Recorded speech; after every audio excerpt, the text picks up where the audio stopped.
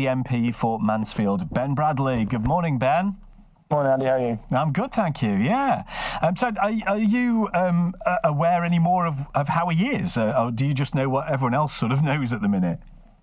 Well, obviously, we have discussions between colleagues and whatever, but no, in truth, we know as much as everybody else knows. I think we're all really concerned. My hope is that, obviously, with him being the Prime Minister, is that they're just taking every precaution that they can.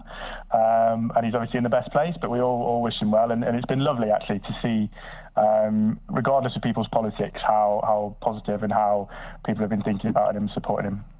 So you've had lots of messages, haven't you? What kind of things? Loads, yeah, across all the social media platforms. Put something up the other day saying, obviously he's been moved to hospital and, we're thinking of him and obviously his family because he's got a baby on the way as well. And hundreds and hundreds of messages just from people across Mansfield, across the county, just saying, look, whether they think he's doing a great job or not, a lot of them do, through what's obviously a very difficult time, but just saying, we're all thinking of you, we all hope you get better.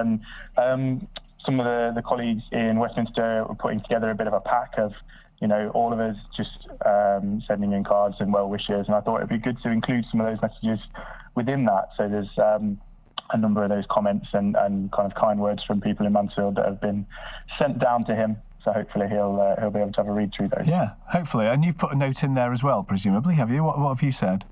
Yeah, absolutely. Just that, obviously we all want him back. We want him back at the helm, so to speak, and leading us through this. But he's been a rock at this really difficult time and taken some incredibly difficult decisions to protect us all. And the sooner he's better, the better for us all, I think.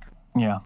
You were supporting this idea of a clap for Boris. There was supposedly a national round of applause, wasn't there, last night? So did you do it? I did, yeah. I think there were a few people on our street actually that did. It's just something. It's not something that was organised in the way that the NHS support was, and I'm no doubt will be again. It wasn't an organised campaign. It's just something that kind of naturally sprung up on social media, which again was a really nice thing for people to think of and for people to want to do. So I did join in, yeah. And it's nice that people are, as I say, regardless of politics, are supportive of our country's leader, and they want him to recover and to be well. And how are you coping in lockdown, Ben? What are you up to?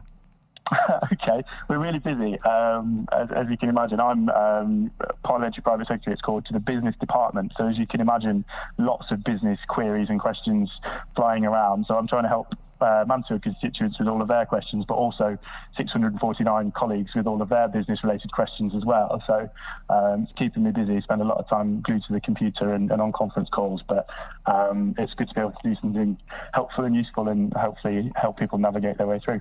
So Parliament's in recess, isn't it, at the moment? I'm just wondering if you've got any idea when you might be going back, because putting, as you say, 650 people together in a cramped House of Commons doesn't seem like a great idea, does it?